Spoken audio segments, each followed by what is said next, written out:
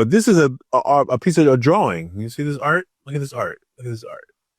But if you look a little deeper behind the art, you will see that this is actually a math ditto.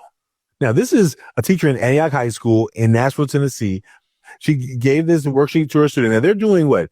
Volume of prisms. I think it's probably a geometry class. And this student, instead of doing volumes of prisms, drew this amazing piece of art. Amazing. I was just like taken aback. I'm like, wait, this is a beautiful piece of art. And as I zoomed in my eyes, I'm like, wait, this is a math worksheet.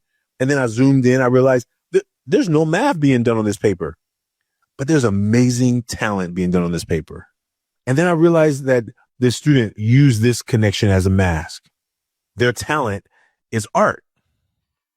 In a math class that it seems like they either chose not to do, didn't want to do, ignored, or used as a piece of canvas for their art. And I was inspired. And I told this teacher, Miss Kayla, I said, look, tell that young man that I want to commission him to do a piece of art.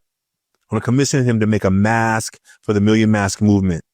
And maybe if you as an educator, you've seen a student who took your ditto worksheet and did something with it that you didn't want. Maybe they balled it up and threw it in the garbage. Maybe they drew a piece of art on it. Maybe they used it in a way that you weren't ever expecting it to be used. But when I saw this, I was like, yeah, absolutely. And how can we inspire students to say, hey, I did make an extra copy for you so you can actually do the math now. But how do we honor and just admire students who are like, their talent goes so much further than this math worksheet would ever show? And how do we help them use that talent for amazing opportunities in their future while also making sure we hold them to high expectations?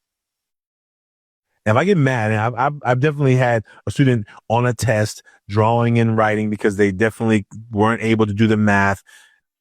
And I've probably found myself getting mad sometimes. I've been on a journey of education. Like, what are you doing? How are you going to deface this test? And realizing that they used the time wisely. They made the most of the time.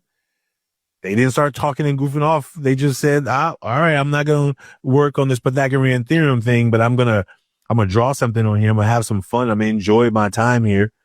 And how do we help them at the same time learn that, okay, your talents are there.